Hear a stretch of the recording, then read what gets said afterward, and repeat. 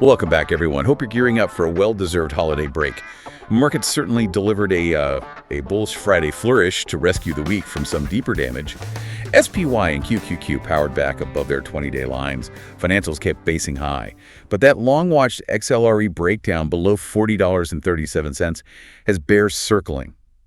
You're tuned into the Stock Market Summary series, and as you guys know, this is all market commentary and education. Nothing we say here is financial advice. Okay, let's get into it. So let's unpack this market rescue because it really wasn't evenly distributed, was it?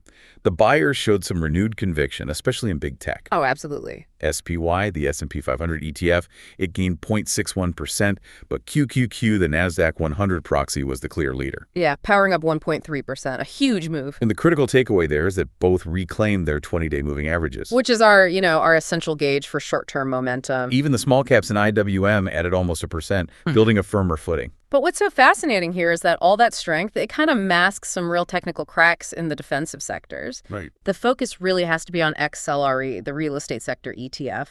It's sold off aggressively. Slicing right below that critical support level we've been watching at $40.37. Exactly. And you should think of that breakdown as a sort of canary in the coal mine.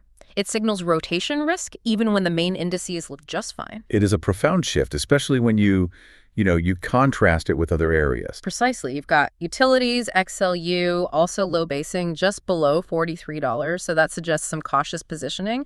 And yet, financials XLF are showing this continued resilience, just high, basing around the $55 level. A clear divergence. It is. And recognizing this relative strength and weakness is, it's just central to disciplined risk management. It tells you where to deploy capital and where to tighten your stops. A deep understanding of this stuff, this pattern recognition, it's really fundamental to what we teach in the Grok Trade mentorship.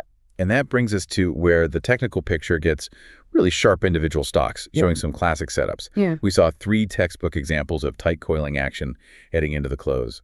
Big Bear AI, BBAI, tested the support trend line of its weekly symmetrical triangle and just bounced hard from it. A classic pattern, just waiting for resolution. That energy has to release somewhere. It does. And we see the same coiling in First Solar, FSLR, still hugging the boundaries of its weekly symmetrical triangle, making its way up toward the apex. Right. But the one that actually delivered a move today was SanDisk Corporation, SNDK. It broke out of its daily symmetrical triangle, confirming a technical direction. So now the key is the follow-through. Exactly. The follow-through next week. If the bulls confirm that move, it tells us the pattern resolution is, well, successful. Speaking of stocks you're watching, that actually reminds me. As always, guys, if you've got a stock you're watching or a question about the markets, drop it in the comments. We might just cover it in an upcoming episode. And by the way, if you're enjoying this analysis and you appreciate these market summaries, do us a big favor and hit that like button. It's totally free and helps us out in a big way.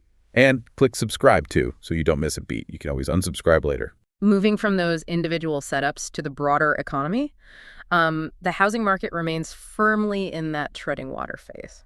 No real surprises there. Not really. November existing home sales came in at 4.13 million, which is essentially in line with expectations. High rates, inventory constraints. They're keeping activity pretty muted. The day was otherwise pretty newslight, which let the technical action really dominate the story. And speaking of action, we saw some real strength in alternatives. Bitcoin pushed up 2.9%.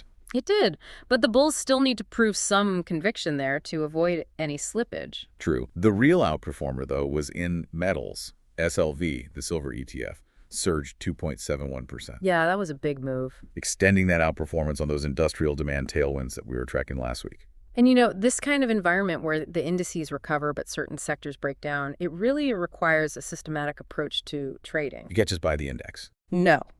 The multi-time frame setups like BBAI, the pattern resolution trades like SNDK's breakout, and especially those warning signals from the XLRE breakdown. These are prime examples of the material we cover in the Grok Trade mentorship program. We provide that one-on-one coaching that sharpens your edge, focusing on real, lasting proficiency. Our commitment is to stick with you until your investment is recouped. So what does this all mean? The bottom line is buyers firmly grabbed the wheel to close the week strong. They delivered some key technical recoveries in the major indices. Right. But we absolutely cannot ignore those cracks in defensive sectors like XLRE. That's the key takeaway. That divergence signals rotation risks are definitely still out there. So the provocative thought for you is this. Can this momentum carry into thin year-end holiday trading? Or will those weak spots invite fresh selling when the volume just dries up? Drop your thoughts below. We'll dive into your feedback next time.